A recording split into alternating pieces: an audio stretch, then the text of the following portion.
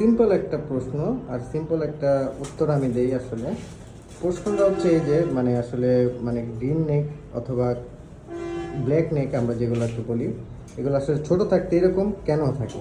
দেখেন এই কবুতরটা আমার হাতে যে একটা কবুতর ধরছি, এটা আসলে 4 পারক, 4 অথবা 5 পারকের একটা কবুতর।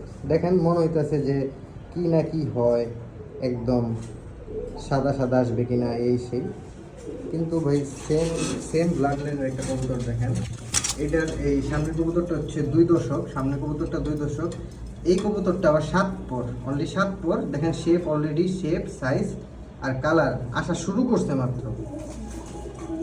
ঠিক একই ব্লাড লাইনের এই বাকি কবুতরগুলো দেখেন 4 পর, 5 পর, 3 পর, 2 পর, হ্যাঁ, এক একটা আসলে এক এক গেট আপের। সবগুলো আসলে পেয়ারিং আছে।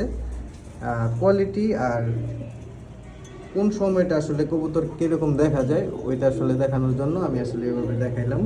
জানি না কতটুকু দেখাইতে পারছি বা বোঝাইতে পারছি, কিন্তু যারা আমাদের ফলো করেন জানেন যে আমরা আসলে উল্টাপাল্টা কথা বলি না। তো এটা আমাদের হোম ব্রিড। দেখেন এই যে আমার পায়ে, এর পায়ে আমার নিজে রিং পরানো আছে, হোম ব্রিড। এই সবগুলা বার্ডই আসলে আমার হোম ব্রিড। তো এই জন্যই আমি আসলে ওইভাবে নিজে গ্যারান্টিতে বলতে পারতেছি যে আসলে আমাদের কবুতরগুলোর সামনে ইন ফিউচার কী হয় বা কী হবে। তো এখানে যে কবুতরটা দেখে আপনার প্রশ্ন আসতে পারে যে কবুতরটাকে আসলে বড় হইলে এদের মতো হবে কিনা, 110% বলতে পারি এই কবুতরটা এরকমই হবে বড় হইলে।